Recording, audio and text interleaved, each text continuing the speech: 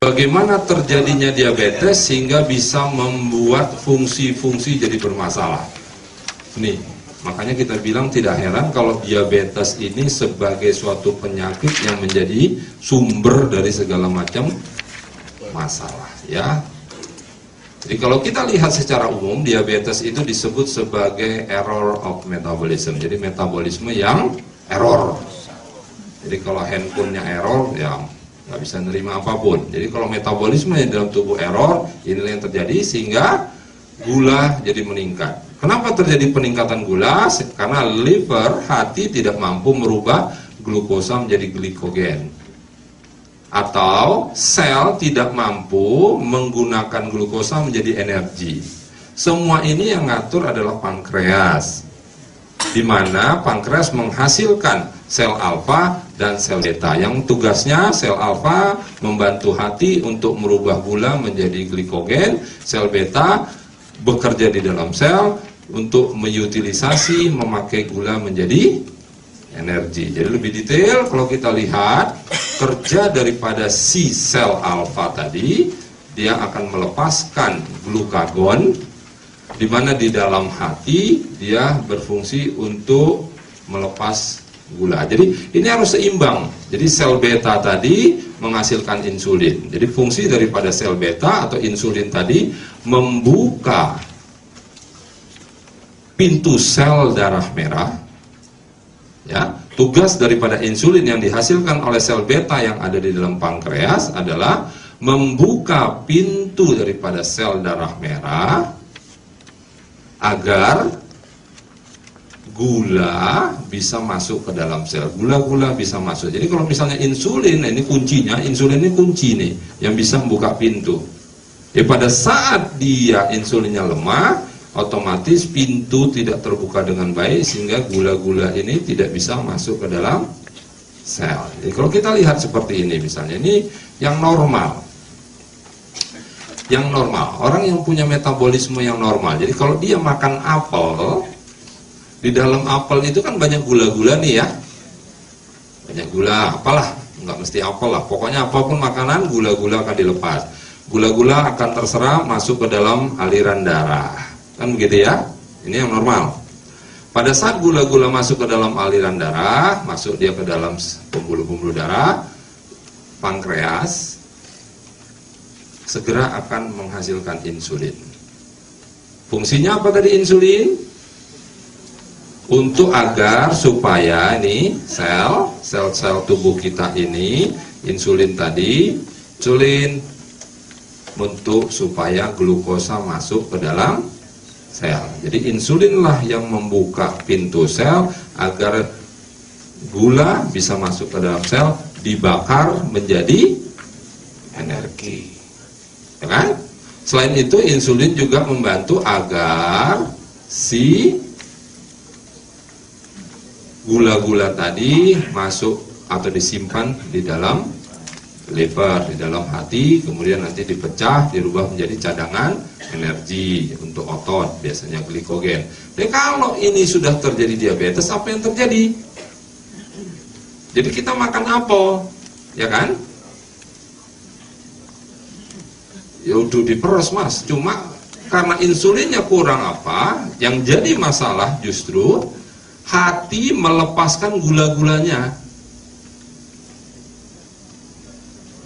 Yo, jadi dengan ketidakbiasaannya di sini, hati melepaskan gula-gulanya ini, sehingga ini kalau kita lihat di sini sel-sel resisten terhadap insulin, sehingga hanya sebagian kecil daripada gula yang mampu masuk ke dalam sel, sehingga apa, di dalam darah kita terjadilah peningkatan kadar gula. Nah, kita selalu memberikan apapun namanya, misalnya gini, kita kasihlah misalnya sambiloto, kita kasihlah brotowali, karena alami juga tuh, ya pahit. Terus, apakah itu menyembuhkan? Ya mungkin menurunkan kadar gula darah, tapi belum tentu menyembuhkan. Karena dia berfungsi hanya menetralisir si gulanya saja. Jadi kalau kayak gitu, untuk mengatasi gula apa yang dilakukan? Perbaikin ininya. Bagaimana fungsi-fungsi pankreasnya agar menghasilkan insulin dan si glukagon tadi dengan baik, sehingga gula darah bisa dimetabolisme atau bisa dibakar, bisa dipakai, dipergunakan oleh sel dengan baik, tidak numpuk di dalam sirkulasi aliran darah, ya. Jadi kalau kita lihat gangguan daripada ketidakberesan, ketidakkontrolan daripada diabetes, inilah bisa terjadi sampai akhirnya koma dan game over, ya kan?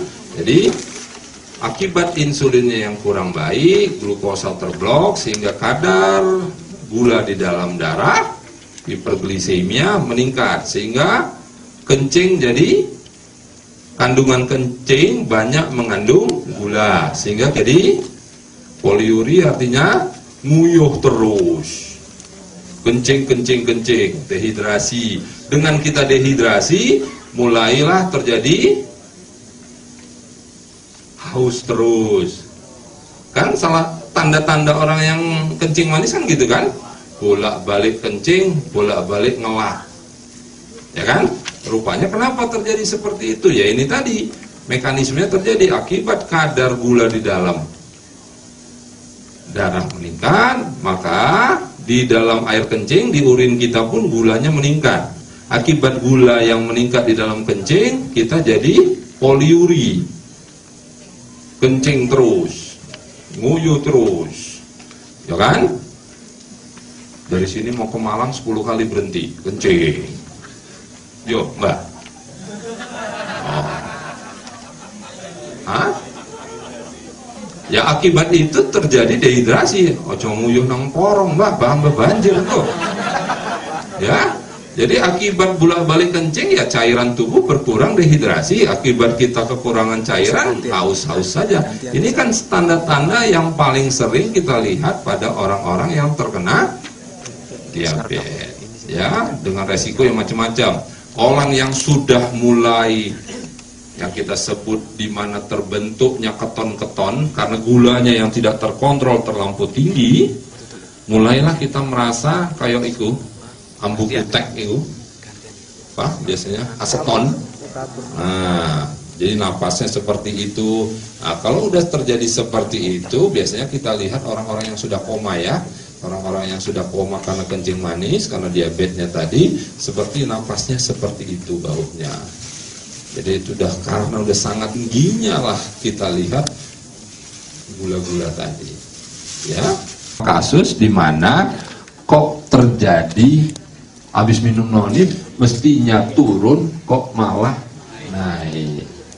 Nah, kan kita tadi sudah cerita bahwa noni bekerja di sel alfa dan di sel beta. Sel beta itu apa? Di sel di mana dia merubah gula menjadi energi. Kan gitu ya. Jadi kalau kita lihat fungsi sel beta, bagaimana dia merubah supaya gula-gula masuk ke dalam sel. Sel alfa merubah gula menjadi cadangan energi. Jadi gula-gula ini ditarik ke hati untuk dirubah menjadi glikogen atau cadangan energi, kan gitu ya. Jadi gula-gula yang ada di otot, ada di mana, itu ditarik, ya kan, dibawa ke hati untuk dirubah menjadi glikogen. Glikogen cadangan energi yang nanti akan disimpan di otot, kan gitu ya. Nah, kita nggak tahu kan noni ini kerjanya di mana duluan. Kalau ternyata noni itu kerjanya langsung ke sel beta, langsung gula yang ada dibawa masuk ke sel, langsung dirubah jadi energi. Apa? Yang kelihatan kadar gulanya langsung turun. Tapi bila mana dia bekerja di sel alfa duluan, resikonya apa?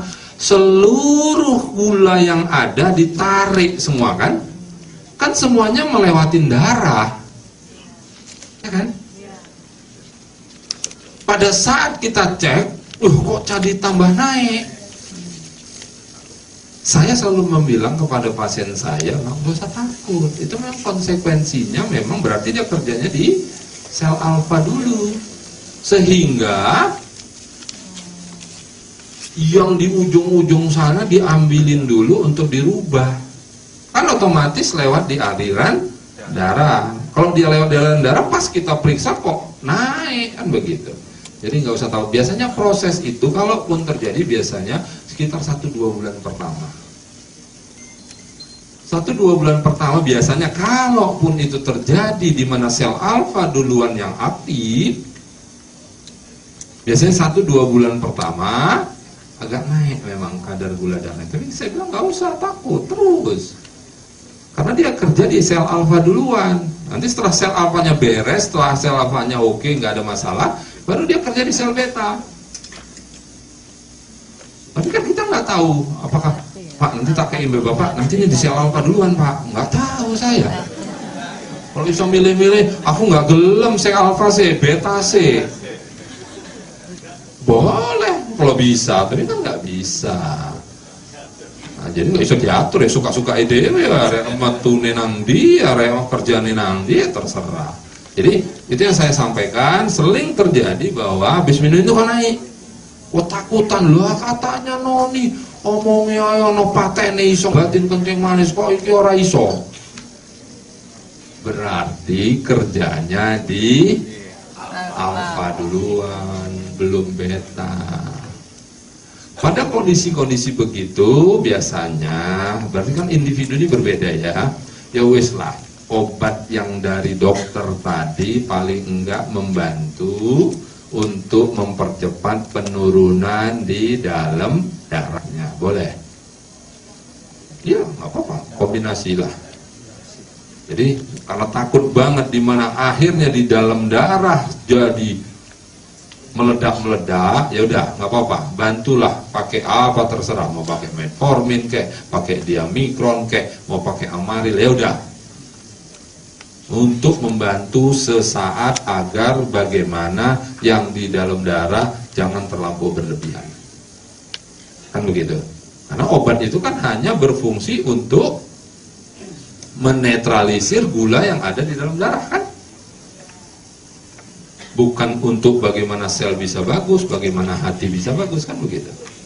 Tapi karena dia kerja di alfa duluan, sehingga terjadi penarikan gula dari pinggir-pinggir sana, dari sekitar Surabaya, gula semua disuruh kirim ke Surabaya, berarti kan di Surabaya seolah-olah gulanya ya udah, kalau gitu kejadiannya sudah barengin dengan obat-obat yang menurunkan kadar gula darah. Setelah itu misalnya diminum, nanti cek lagi HbA1c-nya, ya, apakah kemampuan pengendalian. Bila mana HbA1 sudah mulai ada tanda-tanda penurunan, dah obatnya stop, noni terus diminum untuk sampai bagus. Bagaimana supaya kita tahu bagus bahwa si fungsi insulin kita sudah bagus? Ada pemeriksaan yang namanya C-peptida. C-peptide namanya ya. Jadi jangan lagi periksa gula poso, gula 2 jam. Ya nggak mangan apa-apa, gulanya normal. Tapi belum tentu insulinnya bagus. Untuk mengetahui kualitas produksi insulin, kita periksa yang namanya C-peptide. Jadi biasanya di akhir masa pengobatan, saya selalu mengatakan periksa C-peptide. Kalau C-peptide-nya sudah mulai bagus, berarti kualitas insulin sudah mulai baik. Oke, Anda sudah bisa merdeka, tapi dengan syarat ojo rakus, mangan pakai otak. Noni ya nanti setelah gulanya normal, ya namanya kita ingin sehat ya, kita bukan hanya ngobatin gula kan gitu ya.